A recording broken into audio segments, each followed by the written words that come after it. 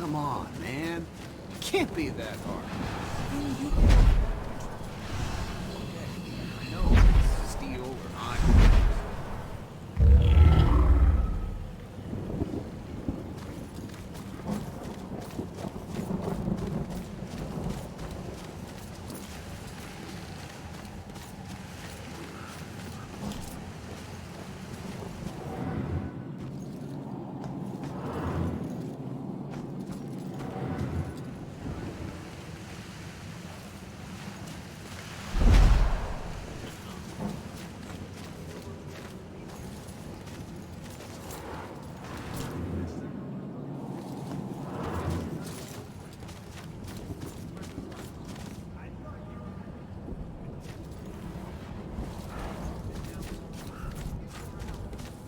Here we are in the oldest part of the graveyard, which was founded in the 60s.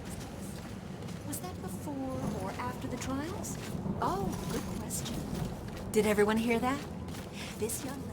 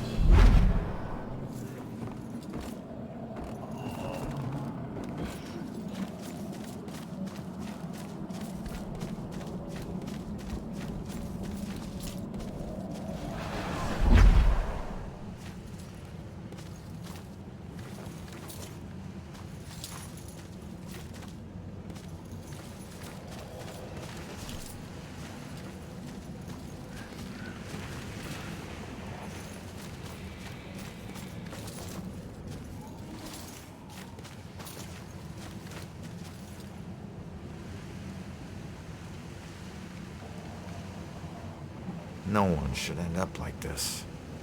I wish I could agree. But it's all my fault. I let people believe that I was something I'm not.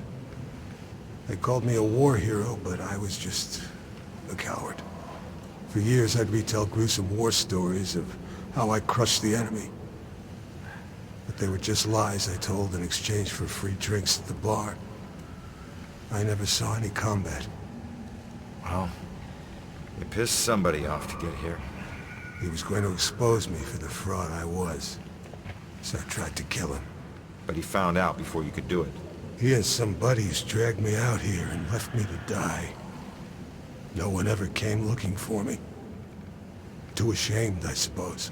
I don't be so hard on yourself. I've put away men a lot worse than you.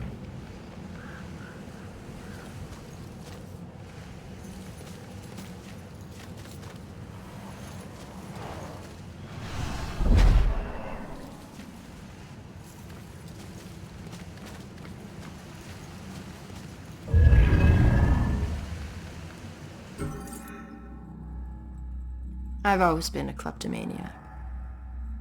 It's not that I was lazy or anything, I was just bored.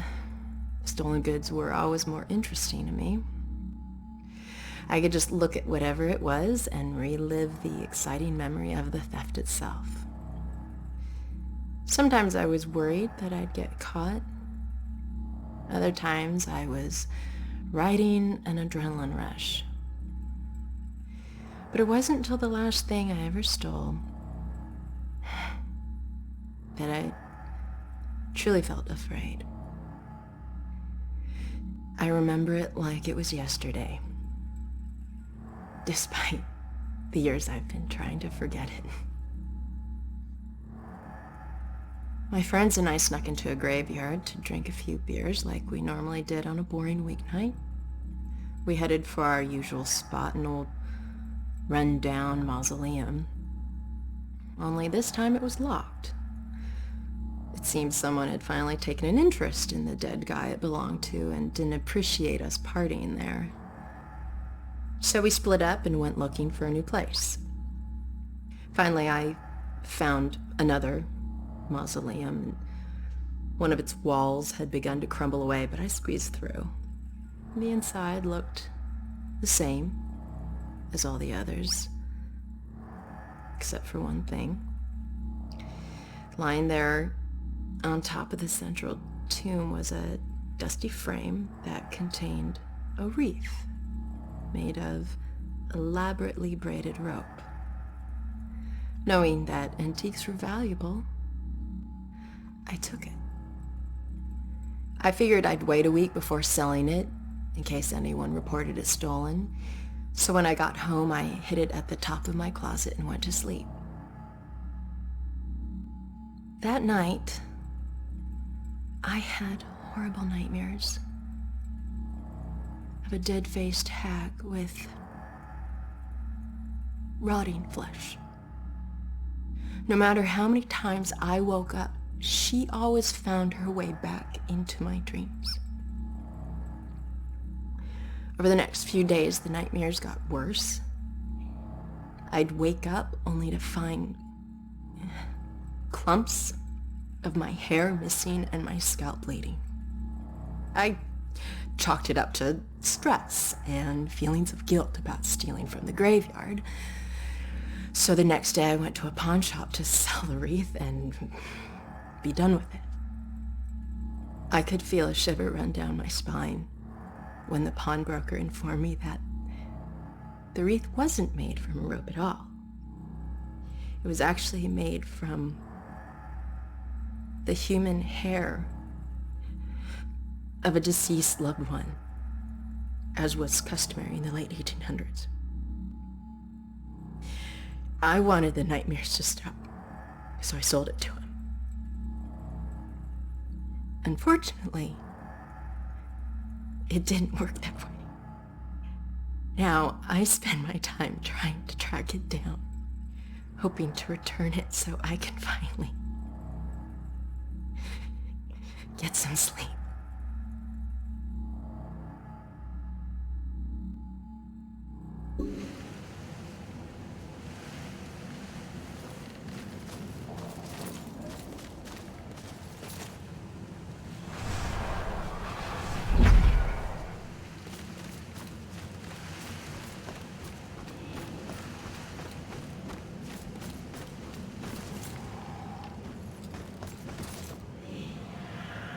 This is Travis the Ghost Trapper.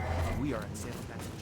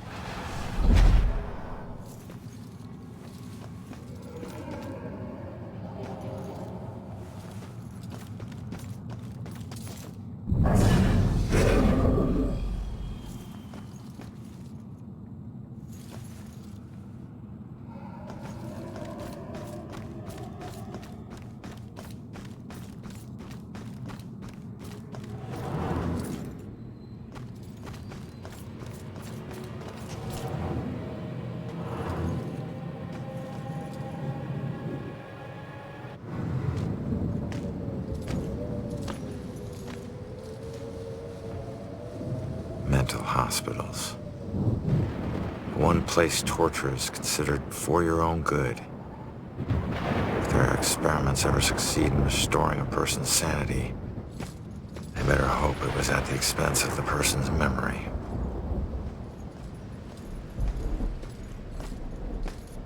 Ready? Relax, we're out of the graveyard. And into Crazy Town? A big improvement. People who see things nobody else can see end up living here. Not that crazy, come on.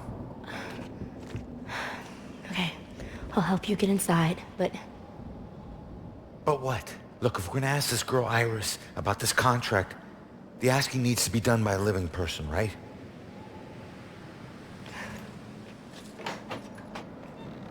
Just remember who opens the door for you, tough guy. Yeah.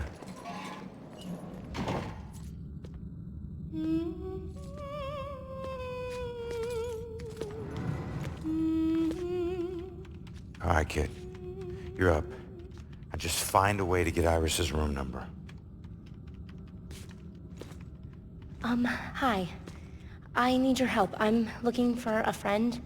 Visiting hours are over. Right. But she was with the cops. Then go talk to the cops.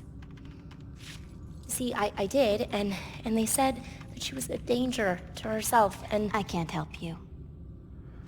All right. Just need to stall her, okay? We have to figure out what her weaknesses are.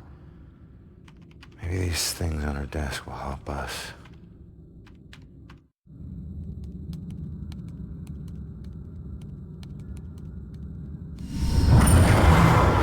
He's most likely a man of imposing size and stature.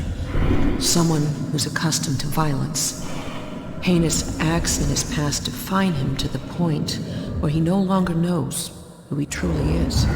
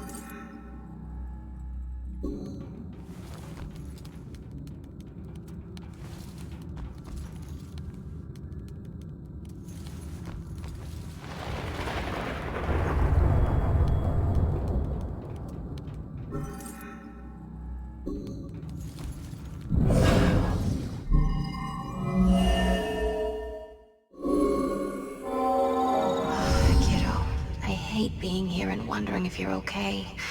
You're all I have left. Just like this girl's friend is all she has left. Sorry. I know how hard it can be when someone depends on you. What's your friend's name? Iris Campbell. Yes. It looks like your friend Iris is here. Everything's gonna be okay. Thanks. I feel better. Hold tight, kid. I got this. Just need to get my eyes on her computer screen.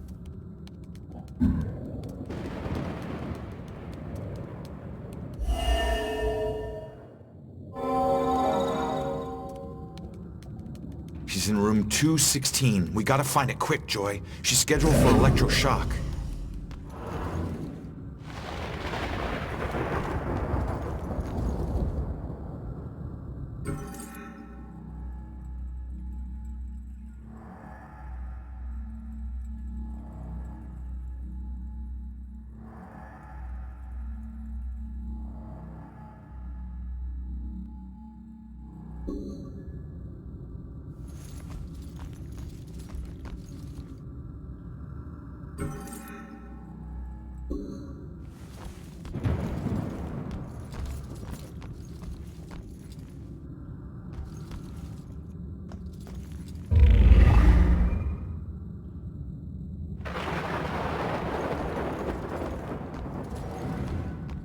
All right, kid.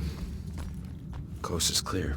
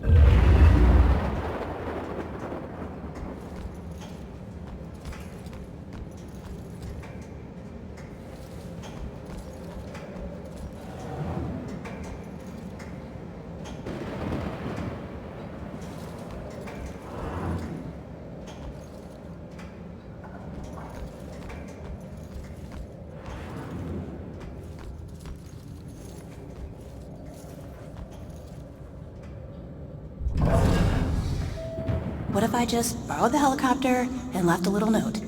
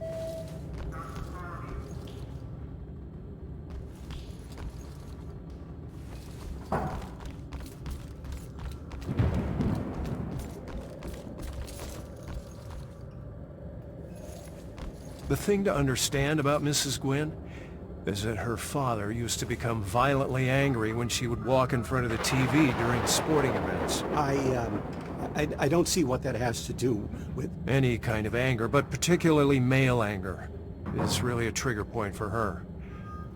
So I realize that dealing with patients can be a frustrating business, especially when they are on medication, and they're less responsive. Is this guy gonna get it, even if I explain? Why so mad?